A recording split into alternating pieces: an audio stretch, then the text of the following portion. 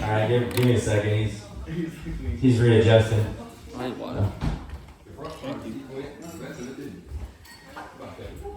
What's up, everybody?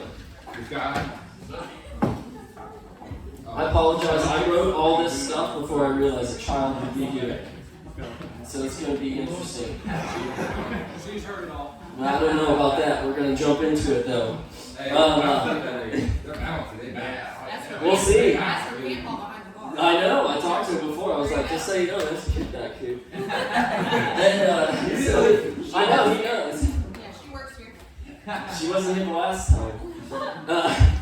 So anyways, my name's Brady Willis. And I'm going to read off some notes because I write a lot. But does anybody here make lists for the new year? Like goals or anything? Does anybody do that? Yeah. My wife and I do that every year. And she wants us to sit down and do that every year. So we do. And this year my wife's like, you know what we should do? We should pull up that list from last year. See how we did. It was not a confidence goal. I didn't even remember we cared about some of those things. So, new goal this year is to write the list and then we never look at it again. Anybody here religious? Anybody? Yeah? Yeah? Catholic? No. Oh, dang. Christian Jew. Oh, so a white one. Anybody other than that? True. Any other? No?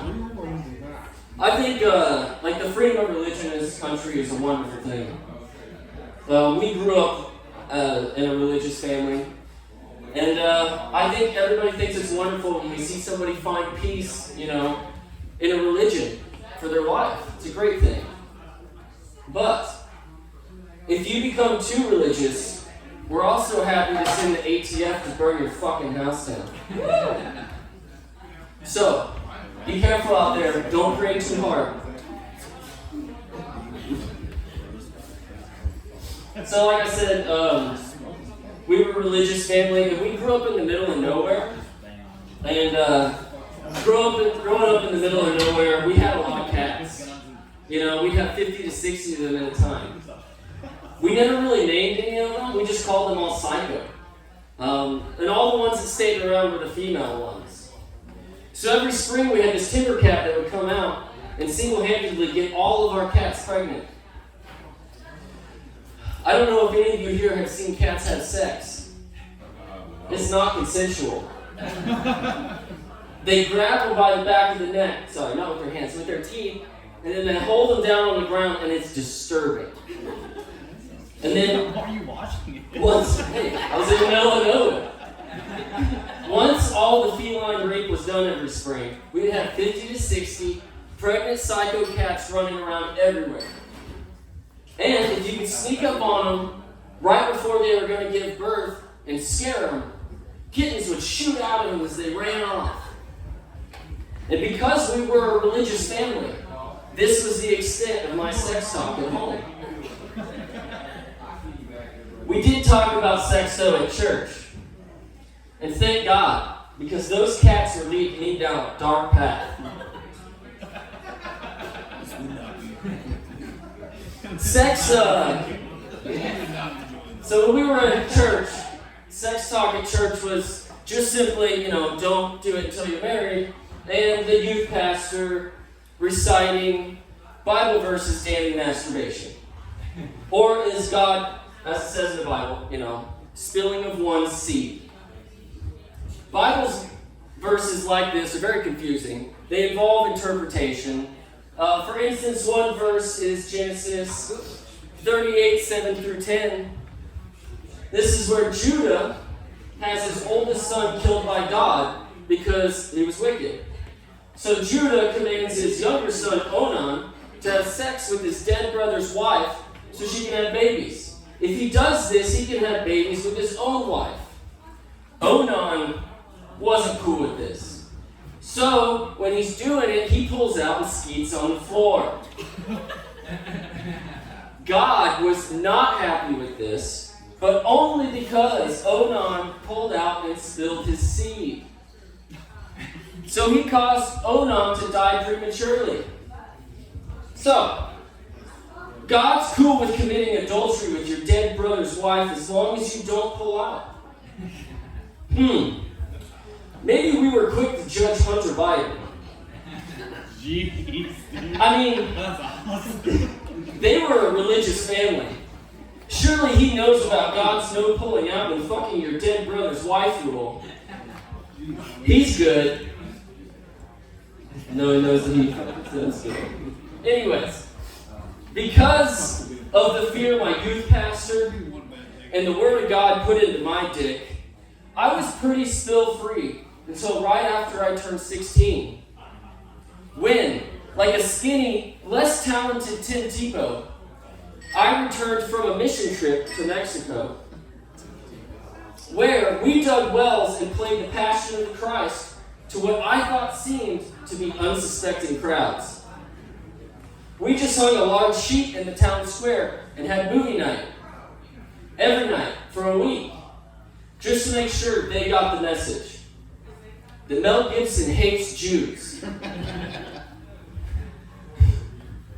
As I got older, that part of the mission trip always just didn't feel right, or it was at least odd.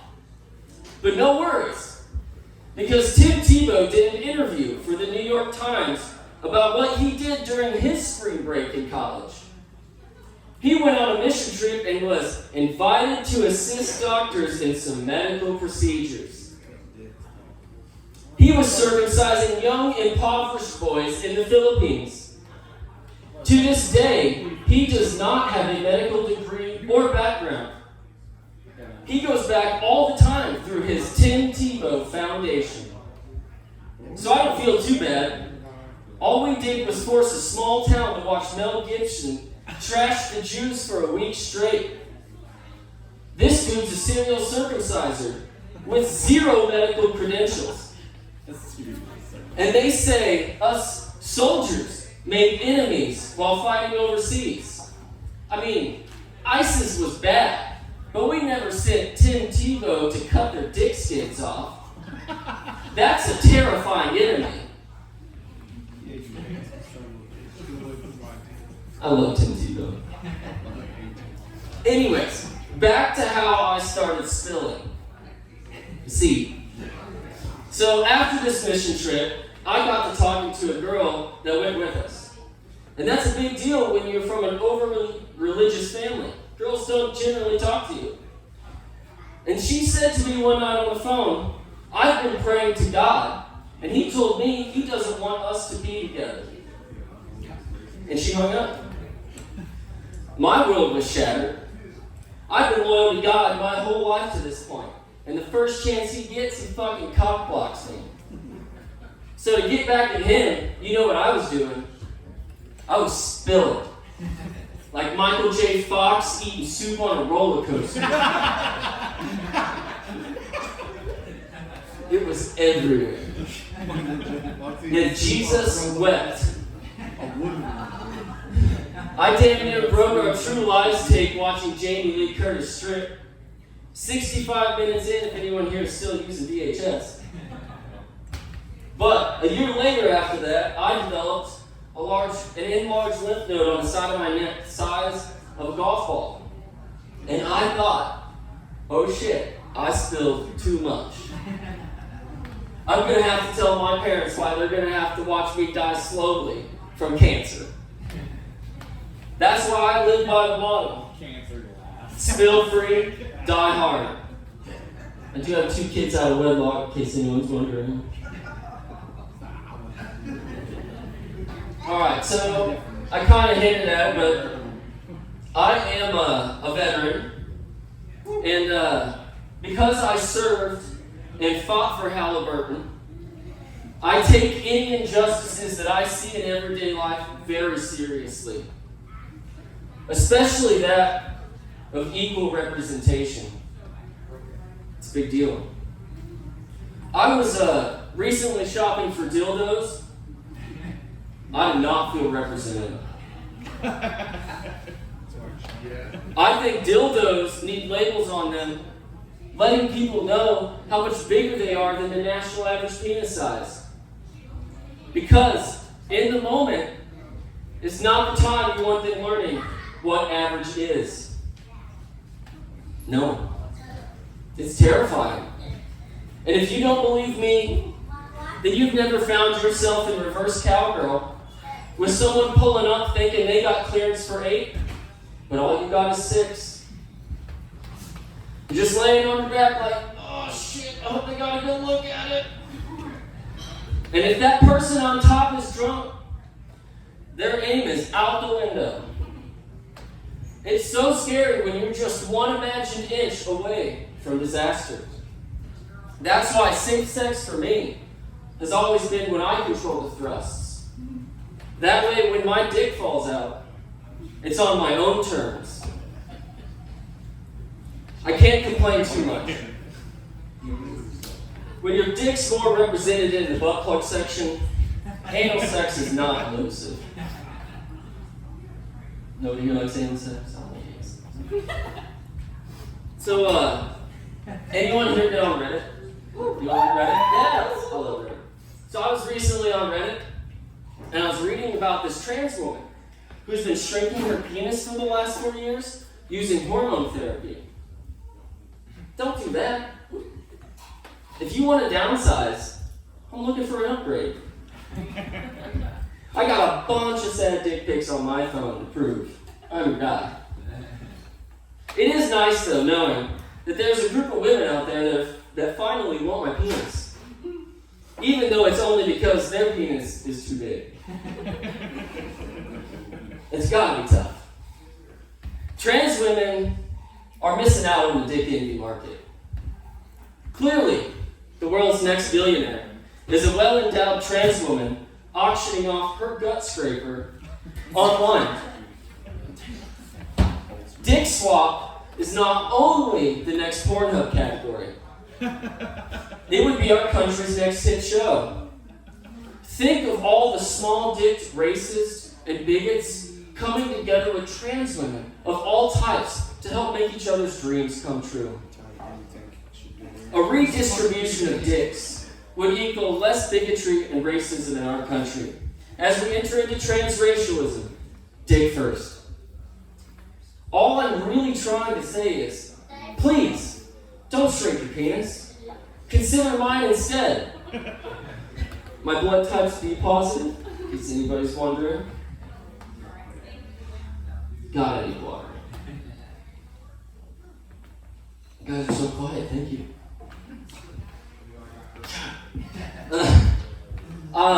Since we're talking about trans women, I know, I'm explaining that.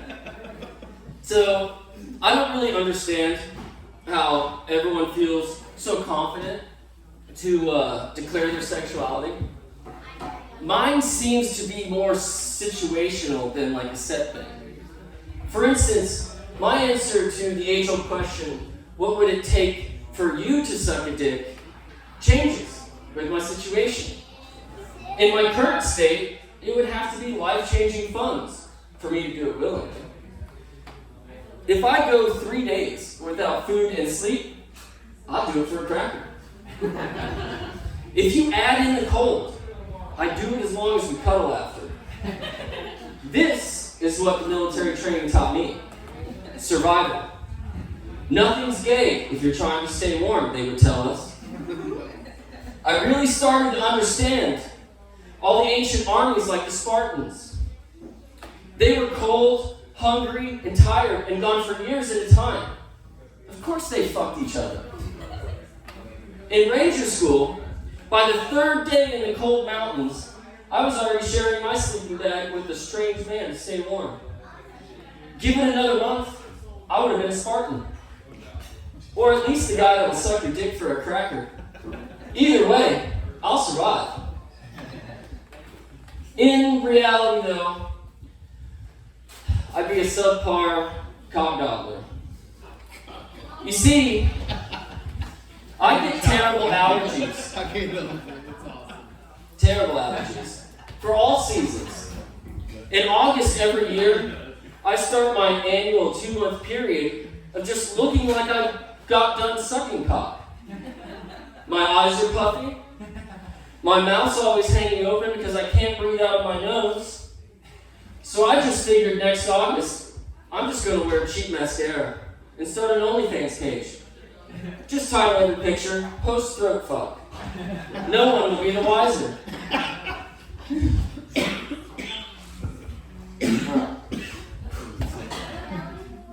So I was in the military, and every time we would get deployed, we would get like information packets because we were going to a different country with a different culture. It was to help mitigate, any escalations due to our cultural differences.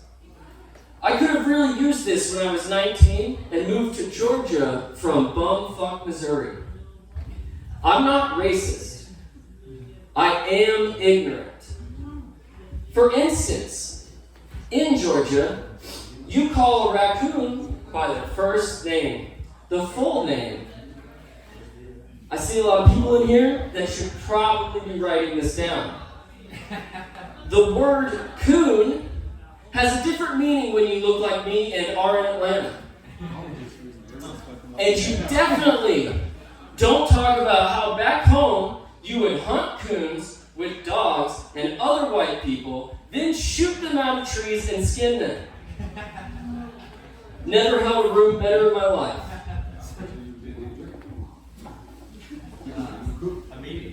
Since we're on race, I'll start talking about mine. So, I don't know if you guys realize it, but I get a lot of freckles.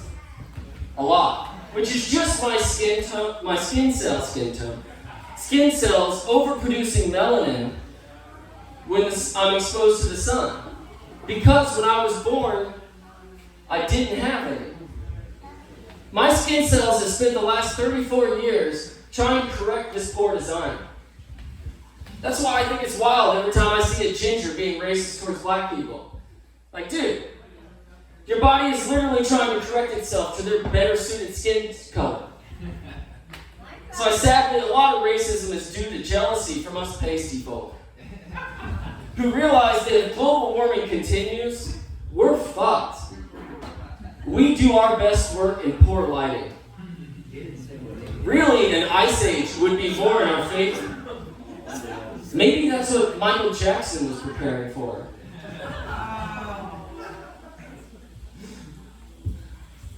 Still on the thing. So, I like listening to rap music, hip-hop, R&B. But to be honest, I'm not really sure what the difference is between the three. I'm a white guy from the Midwest. I just know what isn't country. But my favorite artist in this mysterious genre is Too Short. Even though he tells me in every song how his dick is bigger than mine and he's gonna fuck my wife.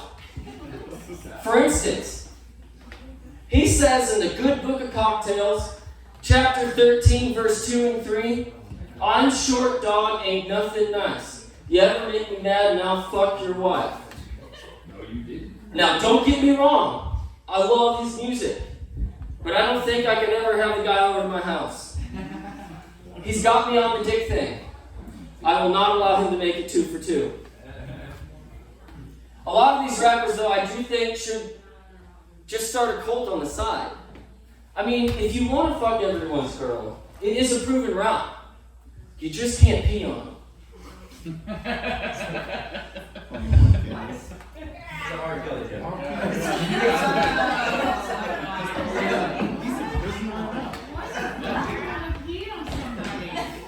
That's why you went to jail. It's like, what are you doing, buddy?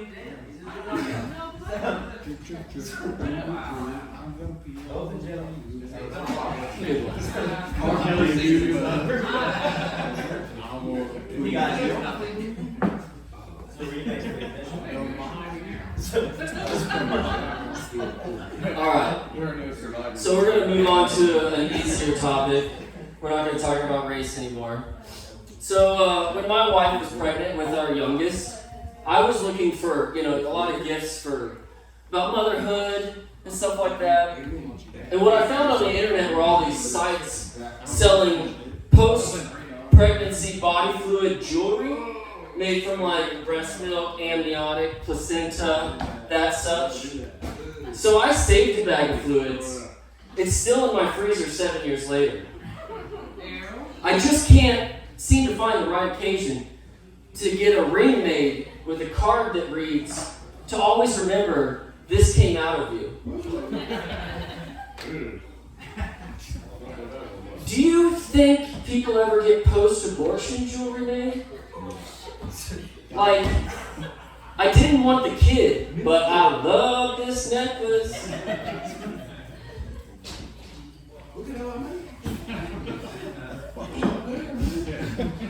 You're the one laughing at it. He's got the necklace. So, surprisingly, everybody, I've spent my whole life with people telling me that you can't say that. For instance, this Christmas I received a pair of house slippers that were just a bit too small from somebody. And they were like, "Oh no, I gotta take it back for you, blah, blah." I was like, "Don't worry about it, I'll just trim my toenails and they'll probably fit." You can't say that, is what I was told. At another family dinner recently, someone brought up how many kidney stones they had passed. And my response was, "Jesus Christ, what does your urethra look like, a tattered flag?" You can't say that. Every time I see an obese firefighter and ask, "We send them into weakened structures?" Can't say that. Every time I see a fat police officer and say, "You know he shoots first." Can't say that. Be nice to that. Whew. All right. We're getting there. I was recently watching TV, and I saw this commercial for Cologuard. Anybody seen that commercial? Yeah. It's everyone's like singing in it and dancing, and it's about pooping in a box and sending it off in the mail to see if you have colon cancer. They sure make it seem enjoyable. What they do though is they give you a toilet attachment that makes the hole 6 times smaller than an actual toilet, proving that no one at Cologuard has ever used a public restroom. Because the size of toilets are questionable now if it's doing the job well or not. Not only must you aim like an Olympian, Cologuard would like your specimen to be no bigger than a walnut. They do not say how you should come to meet these standards. Just use your imagination. But once you have met them all, you must now return your specimen. You can either drop it off locally or schedule a pickup at your house. But for all you thinking, "Well, I should get a pickup scheduled," you should know that Cologuard doesn't bother to take their branding off the return packaging.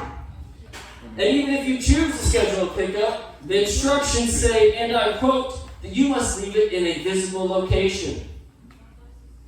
So no matter the return option you choose, people are going to know that you pooped in the box. Cologuard also only uses UPS. So when they ask, "What can Brown do for you?" they can haul our nation's cancer-ridden shit in trucks that reach 140 degrees. It's no wonder those drivers went on strike for air conditioners. That's the same temperature as a porta potty in Afghanistan. Trust me, I know. I masturbated in those. Please remember that if you want to thank me for my service letter. I recently, because I'm a veteran, I get to go to the VA hospital. It's just fun. I recently went a couple months ago, and I met with the doctor, and he explained to me that they were going to check my prostate. This was my first official prostate exam. I was nervous and unaware of what the process was going to be like. So when he asked me if I would like a chaperone, I quickly said yes. And when he came back in with the female chaperone, I was feeling better. Someone here is going to have my back. She walks up to me, and I expect something like, "My eyes will not leave your asshole." Because this is clearly what she has gone to school for. But instead, she looks at me and says, I'll be over here facing the wall. That's clearly some code to the doctor to molest away. I have a million questions for this lady. But the doctor interrupted my train of thought by saying, bend over at the waist over the table. So, with my heart pounding, I attempted to bend over at the table. The doctor quickly said, not like that. So, I took a tactical pause to reassess. It's not like he gave me a pamphlet on how he wanted this to go. So I decided I should bend my knees. So I did. And he said, no. We did this 3 more times, with him on his knees behind me, just like, no, no, no. And I think it looks like this and all these different things, but I'm not sure, and neither is my chaperone, because we were facing a wall. Finally, after becoming bored with my amateur show, he gently put his hand on my lower back and pushed me down in his preferred position and inserted. I learned 2 things that day. I do not have colon cancer, and I should have just pooped in the box. This message was brought to you by Cologuard. We don't care if it's running. Oh man. I'm somebody that likes the Second Amendment. I really like my guns. But I think we can all agree that there are some people out there that just shouldn't have them. How come, if you're on the sexual predator list, you can still buy a van? We are making this too easy. I think we should relegate them to horse and buggy. Really help cut down on the child abduction. At least take out the lazy ones. But we would no longer trust the Amish. Which honestly, I could live with that collateral damage. They think every one of us in here is going to hell. Why not just return the favor? It could also be an answer to the Amish's incest problem. They would have plenty of new people to fuck their kids.